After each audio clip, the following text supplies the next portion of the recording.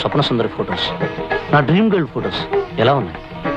Hello hello, ఏమిటంటే సమాధానం చెప్పకుండా పెడుతున్నారు? సీరియసా?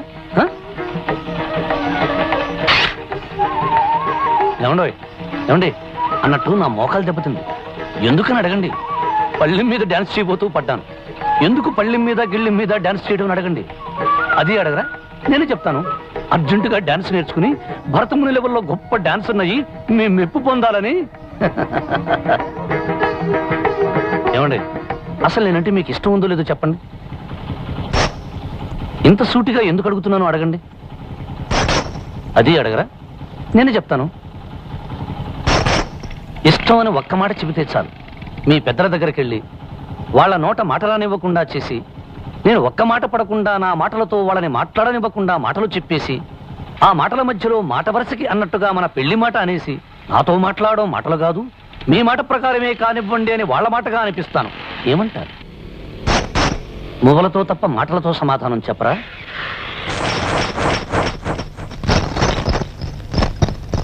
ఏమండి, నాతో నోరు విప్పి మాట్లాడడం మీకు ఇష్టం లేదా?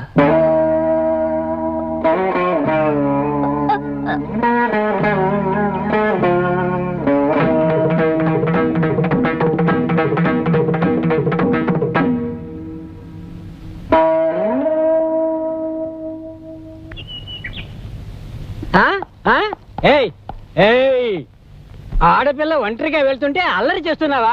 పద స్టేషన్కి. మీసాలు, నేనేం తప్పు చేశాను? నేను చూడలేదనుకున్నావా? నువ్వు ఆ పిల్ల వెనకాల తోకలా ఫాలో అవడం నా కళ్ళారా చూశాను. నడు స్టేషన్కి. ఎర్రటోపి, ఆమె నా ఫ్యామిలీ. ఏమిటి? ఆ పిల్ల నీ ఫ్యామిలీయా? మీసాలు, ఫ్యామిలీ అంటే ఆ పిల్ల నేను పెళ్లి చేసుకోబోతున్నా. పెళ్లి నడి రోడ్లో నిలబడి నువ్వే నిర్ణయించుకుంటే సరిపోతుందా? లేకపోతే నువ్వు నిర్ణయిస్తావా? అవునయ్యా, ఆ పిల్ల పెళ్లి విషయం నిర్ణయించవలసింది నేనే. ఎందుకంటే అది నా కూతురు.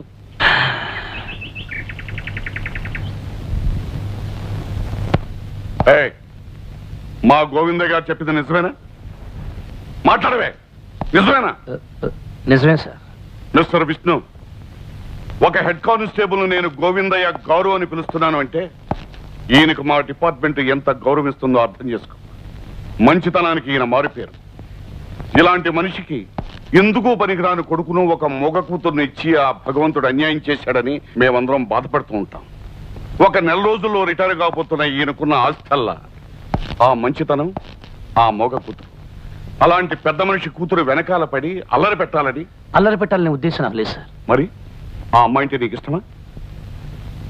ప్రేమిస్తున్నావా? అది అది నసుకుతావే, నిజం చెప్పు. ఎలా చెప్పాలో ఏం చెప్పాలో తెలియడం లేదు సార్. నీకు తెలియటం లేదేమో, కానీ నువ్వంటే ఇష్టమని, నిన్ను పెళ్లి చేసుకోవడానికి ఏమీ అభ్యంతరం లేదని ఆ అమ్మాయి మాతో ముందే చెప్పింది విష్ణు. సార్,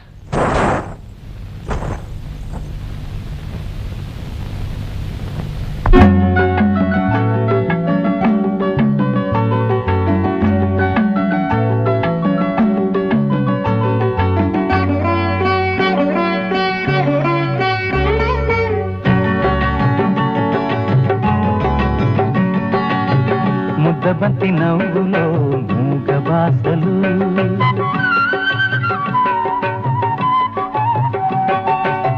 ముద్దబంతి నవ్వులో మూగ బాసలు, మూసి ఉన్న రెప్పలపై ప్రేమ లేఖలు. ముద్దబంతి నవ్వులో మూగ బాసలు, మూసి ఉన్న రెప్పలపై ప్రేమ లేఖలు. చదువుకునే మనసుంటే ఓ కోయిలా, చదువుకునే మనసుంటే ఓ కోయిలా, మధుమాసమే అవుతుంది అన్ని వేళలా. ముద్దబంతి నవ్వులో మూగ బాసలు.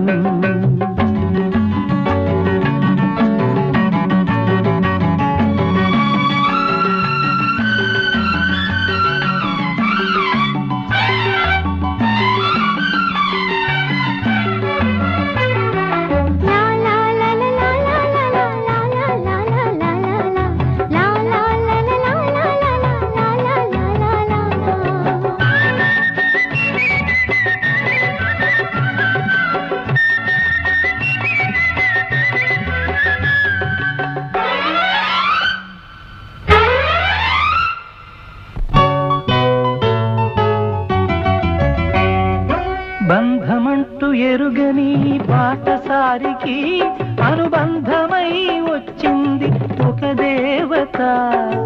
ఆ ఆ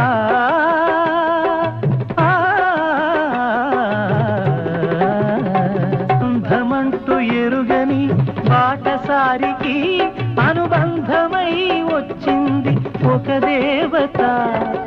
ఇంత చోటులోనే అంత మనసు ఉంచి, ఇంత చోటులోనే అంత మనసు ఉంచి నా సొంతమే అయ్యింది ప్రియురాలిగా. ముద్దబంతి నవ్వులో మూగ బాసలు, మూసి ఉన్న రెప్పలపై ప్రేమ లేఖలు. ముద్దబంతి నవ్వులో మూగ బాసలు.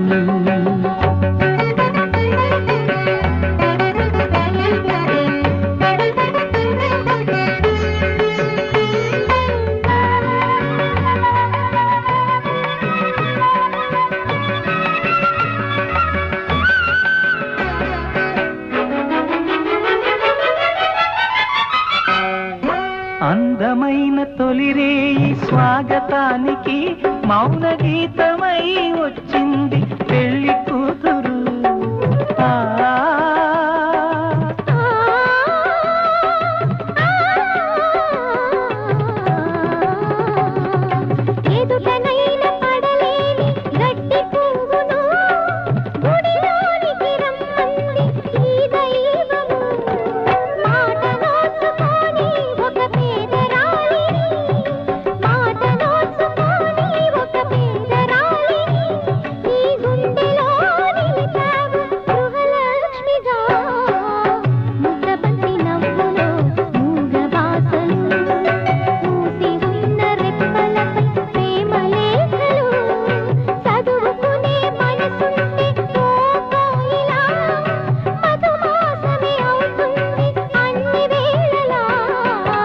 ముద్దబంతి నవ్వులో మూగ బాసలు, మూసి ఉన్న రెప్పలపై ప్రేమ లేఖలు.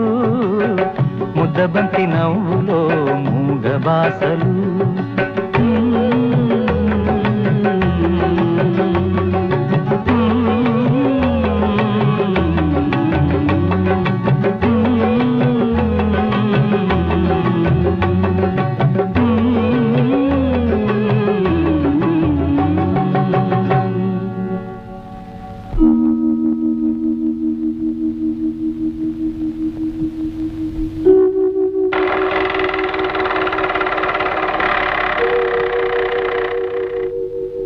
అందమైన పాటలా మా జీవితం సాగిపోతుండేది. హఠాత్తుగా అందులో ఓ అపశృతి. ఒకరోజు రాత్రి నేను ఇంటికి వచ్చేటప్పటికి ఆమెకు దగ్గరగా మరో మగవాడిని చూశాను. నేను ఇంట్లో లేనప్పుడు వేళకాని వేళల్లో ఒక కుర్రాడు వస్తున్నట్టుగా నాకు చాలా మంది చెప్పారు. రేవతి గురించి నాకు పూర్తిగా తెలిసిన మెల్లమెల్లగా నాలో ఏదో తెలియని అనుమానం తలెత్తింది. ఇంకొక రోజు నేను ఇంటికి వచ్చేటప్పటికి ఆమెతో మాట్లాడి అతను కంటపడ్డాడు.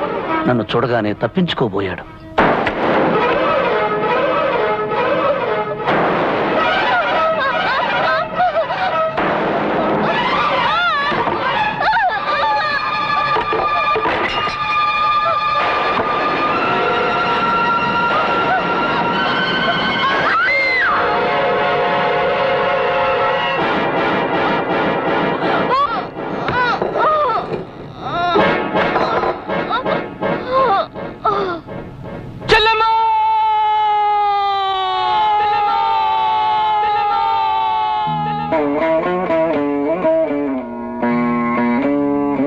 ఆ విధంగా నా దేవతను నేను పోగొట్టుకున్నాను.